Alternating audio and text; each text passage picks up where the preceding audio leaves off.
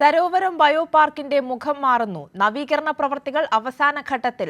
1.5 മാസം കൊണ്ട് പ്രവർത്തികൾ പൂർത്തിയാകും. മലബാറിലെ പ്രധാന വിനോദസഞ്ചാര കേന്ദ്രമായ സരോവരം ബയോ പാർക്കിന്റെ മുഖം മിനുക്കൽ അവസാന ഘട്ടത്തിലാണ്.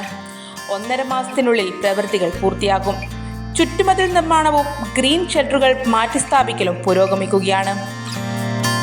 കുട്ടികളുടെ പാർക്കിന്റെ പ്രവൃത്തികളും പുരോഗമിക്കുന്നു. കളിസ്ഥലത്ത് പുതിയ ഉപകരണങ്ങൾ സ്ഥാപിക്കും. പാർക്കിലെ പഴയ ബൾബുകളും വിളക്കുകാലുകളും മാറ്റും. റെയിൻ ഷട്ടറുകളുടെ നവീകരണവും പഴയ ഓട് മാറ്റി സ്ഥാപിക്കലും പെയിന്റിംഗ്, വെൽഡിംഗ് പ്രവൃത്തികൾ പൂർത്തിയായിട്ടുണ്ട്. 40 CCTVയും 30 വേസ്റ്റ് ബിന്നും പാർക്കിന്റെ വിവിധ ഇടങ്ങളിലായി ഉടൻ സജ്ജീകരിക്കും.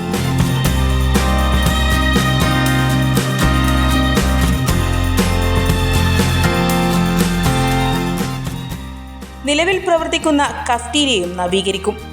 ഓപ്പൺ എയർ തിയേറ്റർ, കല്ലുപാകിയ നടപ്പാത, മരം കൊണ്ടുള്ള ചെറുപാലങ്ങൾ, സെക്യൂരിറ്റി ക്യാബിൻ എന്നിവയെല്ലാം മനോഹരമാക്കും.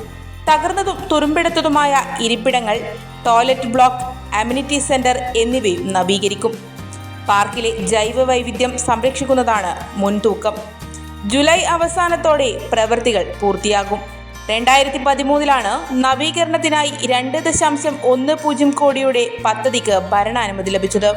നഗരത്തിലെ തണലിടമായ സരോവരം പാർക്ക് ജൈവ വൈവിധ്യത്തിന്റെയും തണ്ണീർത്തട ആവാസ വ്യവസ്ഥയുടെയും കലവറ കൂടിയാണ്.